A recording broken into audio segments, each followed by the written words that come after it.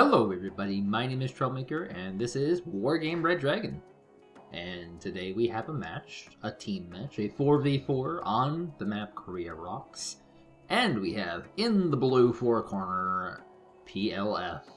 And for this team we have the Monkey King, Buck Turgidson, Partizan, and Bash. And accepting all challengers we have the LVA clan, which is Kushen, Galaxy Sanglier, Crow2, and Paul Bismuth.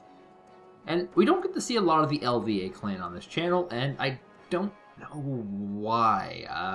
They're full of top tier talent. Crow2, I would say, is probably their best member. Could be their second best member. They also have Delta, who was the runner-up in the original Wargame Cup, and placed very, very high in a lot of ESLs. And there's also Selkaris, who has his own YouTube channel. It's quite good, and he does basically the same thing I'm doing, except in English and French, and more focused on tactics than what I do.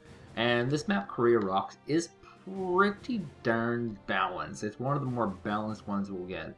And your dividing line is around here, and that makes things all the more interesting. Worth noting is actual strategic assets. So there are these little arrows here, and if you're new, the darker one is going to be your air route, and your white one's going to be your land route. And we have one zone up here that has a land route, and one zone in the bottom that has an air route. And the one with the air route is actually very, very close to the other one. So one very solid tactic for this particular map will be to drive right through into Foxtrot. And if you can place AA, around these little areas here, around here, you can effectively knock out this air route. And if you can push in, that's even better. Moving even further south, you could, potentially sneak in a few behind enemy lines with maybe some amphibious or some landings. Not going to work on top tier players like this, but this is one very, very popular strategy. As well, you do have this middle route, which is not nearly as good, but it's more tempting because there's a lot more cover. And this is one area in the game where you might see some amphibious landings. You can amphibious land right into this little bush right here, and set up a position where you can kind of slowly creep into the bushes here. Now, obviously, there's a town here, so that's going to represent a lot of problems. But if you can get into this zone here, you can effectively neutralize Charlie as well. Now, there is one other flank, and this is a 3-flank map on a 4v4. There is this golf location here. And this is the least likely of possible places. But because of that, and these are top tier players, it also ends up being one of the more common places. Generally speaking, you're going to see a stop in at Bravo, and you're going to get stopped. If you can push into this town here, you're pretty well set for the game, and you pretty much just have to kind of bunker down and settle. So we'll see how these teams want to play this. Let's go ahead and speed this bad boy along and see if we can get this going on. LVA, I'm pretty sure, is a almost entirely French clan. Tons of talented French players. And of course, PLF is a little more international. And we'll have to see what they have planned. Let's slow this down a little bit and look at some of the loadouts. Loadouts are always fun. Lots of Scorpion tanks. Super, super popular. Light tank being used here. They're low on points, they're high on value, and we're also actually seeing a lot of tank destroyers being added in here, and some more tanks, and this Stormer HVM, which a lot of people are loving on. Not too much of an air rush from PLF, and the games begin. Let's see how many airplanes they bring in. Now, post-patch airplanes are not nearly as good. Looks like we're seeing MiG-21s, and these MiG-21s are pretty low on value. They're 85 points per. But because you can get so many of them, they kind of make a lot of sense. You can definitely snipe off some helicopters very easily. And whoa, we're actually seeing a lot. MiG-23s are quite good. STU is going to be our bomber. And we have our lasers coming in here. for a little bit of flanking actions. But there's actually not that much air here by PLF. Their northern flank here is very, very air heavy. And it looks like the MiG-23 is going to try and do a run on what? What are they going for, the recon vehicle? It's possible. You get shut down. Dear God, those Stormer HVMs so freaking good. Note, they are sack close, but they have that Star Strike, which means they can, in fact, not be targeted by radar vehicles. And up on the northern flank, tons of infantry getting picked off. And this Bravo base is the target. He's actually going to go for this town, which is smart. If you can get this town, you can kind of set up a decent position. And you want to avoid at all cost your opponent getting advantages like that. And oh my God, Puma HCL has dropped off an anti-air of some sort, which you cannot see right now, but he's got both of the so-calls down. He's lost all his actual useful infantry, however, so that's going to be kind of problematic. But I guess he does have all these. So there is that. And the napalm location was good. Look how perfectly placed this napalm location is. He hit a one of these weird little Ganong-shaped napalms, and it hit both bridges. So amazing, amazing opener here by LVA. LVA do begin a bleed, but that should end relatively soon. And look at all these combats coming in with a big giant ball of tanks, and this is kind of what we're expecting to see. There is this one wonky line here. Here comes the bomber. He's gonna drop that napalm. Is he gonna hit enough targets? Vulcan's firing, gets a few starships and some tanks. Not going to be those pricey chaparrals and Vulcans he really wanted to kill. And one little recon unit being a little bit obnoxious, almost getting a tank kill here. And we're also seeing some Conquerors getting some crazy flanking shots, as well as some PPK faggots. One CH-147 coming in. It's going to provide at least a vision before it gets shot down. And it's a very, very high amount of targets here. There is 2 strops here. The Abrams is actually microing back. Probably doesn't have great vision of what's ahead. No, he does not. Otherwise, he would have just gone in and done the dirty, done the damage. These PPK faggots are being super effective. Almost out of ammunition. In fact, they're halfway through. And 1 hit point left. Ooh, this can't be good. T-55L, good choice for Rally. Super, super good on that armor. And we'll be able to go toe-to-toe with most of these vehicles. Here comes a Harrier. Oh, dear God. Oh, dear God. Gets rid of the PPK faggots. The T-55s are stunned, and that'll allow these starships to wipe out everything relatively effectively. Vulcan's adding a little fire into the mix. And this tank push is good. Unfortunately for PLF, LVA is still doing a +2 bleed right now. And this means that this push will have to decide a win. And note, these are amphibious, so you can micro them out to sea a little bit for funsies. And T-55 is still alive, still kicking back. They can trade very, very cost-effectively with these starships. And for people looking up for the crazy views, oh my God, the action of the close-up, which you never get to see. Apparently 1v1 single player, which will be released soon, because the game will be released soon. You get a lot more opportunities to look up close up. By the way, I'll be playing the single player. Herp, herp, herp.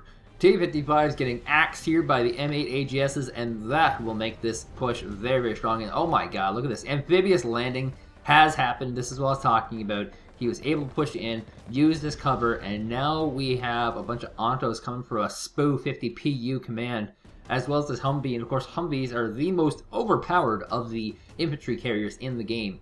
Oh my God, this PLF rush is looking very, very good. Now, this area has been kind of sort of secured here. He has rallied in a command. This would be Galaxy, Sanglier, and Bravo. And it looks like this SPo 50 PU is going to get axed and actually won't even try and retreat. He's trying to get as many points as possible before he dies. And this should be doing it. The Ontos should be more than enough to do this. They do have those very awesome heat weapons. And boomzers, he's gone. Now remember, this is not the air route. This is actually just the land route. This is the also popular air route. However, if they can actually take this, they can make this game over very, very quickly by simply hitting the magical button. Now we do have 4 Danas coming out, and these can be very, very deadly, especially with these kind of pushes. They'll have so much vision, so many great corrected shots, and there is a Commandosi behind enemy lines. There is a spot here by Buck Turgidson, and he's going to go ahead and try and come in and snipe these Commandosis. Oh my God, he's actually getting all the FOBs. That is brutal. Well, not all of them, but one of them. That is brutal by itself. Of course, FOBs, you shouldn't really be placing them up at the front like this. They should be in inconspicuous locations that are not easily spotted. And here's a BM-24M. Very close range shot, possibly coming up. MALYUTKA P dueling with some TOW2s, and looks like the TOW2s are going to get the advantage in this one. MALYUTKA P is moving up instead of firing in. Oh my god, he's down. Now, of course, when you move forward, you increase the accuracy of your own weapons, but also your enemy's weapons. And will this BM-24 actually be able to fire in time? Ontos are moving up. Are they targeting the FOB or the BM? That's a good question right now.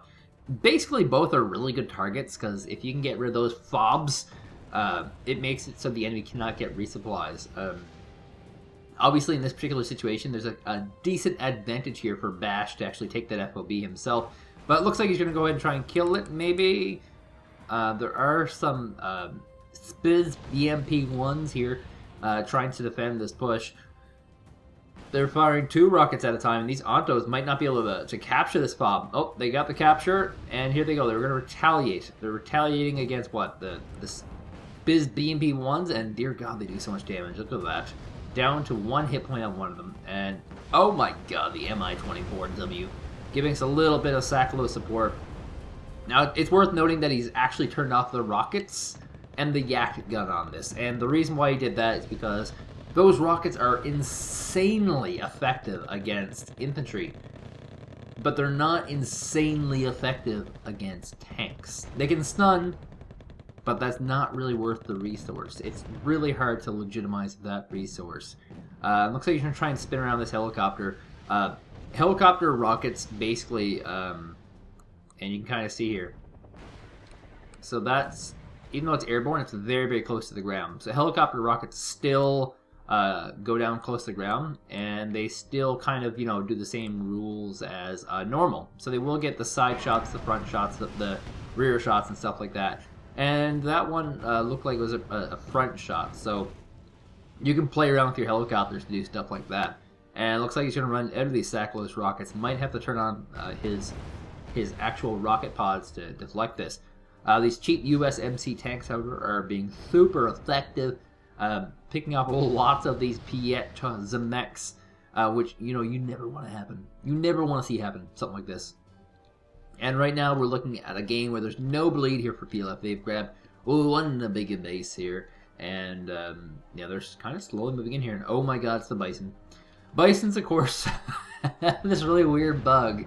Their smoke was super effective, and you could just walk infantry into bases with really good micro. I'm tempted to say that's fixed, but I don't know. It could not be fixed still. I haven't seen it for a while. That's why I'm tempted to say that it might be fixed. And we have a USMC just sitting by this FOB here. And this is actually a really good position because he can drain supplies from this FOB. And if he's actually able to push back, they have plenty of tanks in the back here to be able to just destroy the FOB before time comes. And so he's going to move his USMC tanks up again. Try and drain at this FOB a little bit more. Use them supplies to get some kills. And all these counters that are coming out here are really good. Like this T-72 MI Jaguar is such an insanely good low-cost tank sniper. And the Abrams is actually going to run away now. Chaparral got picked off for basically no reason at all. And he's going to go back to the woods, reclaim this FOB, and we could probably see a FOB kill relatively soon. There's also not a lot of tanks left here, actually, for PLF. So we might see a tank battle that will go in and try and reclaim these towns as well. And gets one more tank kill. Oh, the Bradley CFV is in position. This is a flanking position. It's going to go after these vehicles here, these anti-air vehicles, and gets both of them sick. Absolutely, disgustingly, sourly sick. And yeah, this is going to go bad. CFV is getting another flanking shot on this T-72 MI and gets the kill. The Bradley CFV, it's getting targeted, goes down to the PTR-A's Conquerors.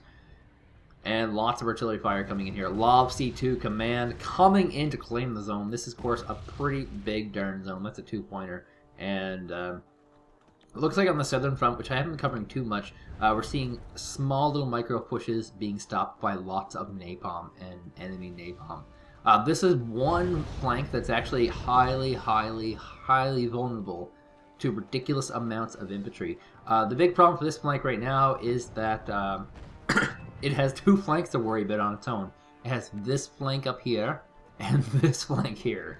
So that's kind of problematic, and we're seeing ridiculous numbers of anti-air coming in to try and cover up. And we also have a random command infantry stopped here. I kind of wonder what that's for. Is he going to land it and try and sneak it somewhere? Is that what's going to happen? We'll have to see. We'll have to see. Commandosi's in great positions now to pick off a lot of anti-air here. This is Crow 2. He's our star player. Going to go ahead and try and wipe out that there Vulcan. Wipe out that there Vulcan. It's our AAA, that's our monster helicopter slayers, and with all this anti-air picked off, this flank will be a lot more secure for this southern push, which, by the way, was kind of brutal. But here comes some light tanks on the southern flank. We're looking at, they're picking off an actual recon helicopter using simply the MMG on their nest, and these Nevas are running. I hope they're running. Please let me say they're running. Because if they're not, they're going to have a bad time. Nevas are like 80, 85 points, I'm tempted to say. Yeah. They're a big North Korean vehicle. They're a two-shot pistol, and they're super crazy good. They destroy very quickly, and looks like they probably won't be able to get away. In fact, we have... Oh my gosh. That is disgusting. All but one go down. 2 hit points left on him. That one might destroy all these Nevas. If that happens, this southern flank might fall apart as well. And in fact, there's always a Saracen behind enemy lines. And the thing about getting a vehicle behind enemy lines like this is that you gain vision of a very wide area. You can get corrected shots all over the place. And will it be able to get this? No. It has rocket pods. Is it going to actually use them? Looks like the rocket pods are turned off, but he didn't need them. And here's the corrected shots I was talking about. All you need is a little bit of vision and you get corrected shots. And he got corrected shots on the counter artillery location, so that's absolutely deadly. And it looks like we're seeing a bit of a stalling and a little bit of a counter push. We have a PHO ZMX that's made it all the way inside. Oh my god, counter killed. We have 2 simultaneous unit killed, a PHO ZMX and a Vulcan, and the lasers are coming on overhead. Why are you flying over their anti-air network? Oh my god, the longbow goes down. That is ridiculous. Oh my god, the Law of C2 is going to run right into the recon. He might just lose it right now. 1 hit point left, goes down. That's a crazy good spot for him to be able to sneak that recon. No doubt he went around all the way around, being super patient. And now these infantry slowly creep across. There's a T-55L here to kind of do a little bit of support, and the FOB still lives. I'm surprised that they have not nuked that with some artillery. As I said, it is well worth killing. If you can kill that, that is brutally deadly for them. And there might not enough be... That was kind of a weird little thing for me to say. Let me try that again. There might not be enough infantry to hold this off. Yes, they will get all the vehicles. Yes, they will get all the tanks. But look at how many freaking Mott Schützens are here. That's almost 80. They're going to need some sort of napalm bomber, because there's also not a lot of anti-air cover here. Now, the big pro side to this is that they're so close to their spawn point and they're so far away that actually calling in that bomber will not have great results. And whoa. Actually... PLF has captured this Bravo location. We missed that. Mea culpa, mea culpa, mea culpa. Looks like he did it with a little bit of a running infantry rush with some tanks and a lot of anti-air. And that means they're going to be able to push in the Gulf, and 4 T-55s immediately slam down on Gulf because that is a little bit of a hot zone right now. There's not actually that much defending it. They were really relying on that northern flank. And here comes the artillery fire. What is he going to fire on? Infantry? Yep, he's going for the infantry shots. And almost gets rid of all the Mott Schützens. I don't know how these guys do it. Defeating the odds as they do. Now it's worth mentioning that this is not the best of LVA. This is probably the best of PLF. There might be one player here that might get changed up to be the best. But, you know, that's pretty darn close to their best possible team. Clearly, Selkaris is not on that team. Clearly, Delta is not on that team. And they are very good players. So we're not looking at the best versus the best. This is just a funsy match that we're watching here. And Frog's going to go ahead and unload on this recon infantry and gets it down. I don't even want to try to spell that one. The Pruz come see. Pruz come see. That sounds about right. And Frog also unloading on this vehicle. It's going to take a long time for him to kill that. He does get the SPz BMP though.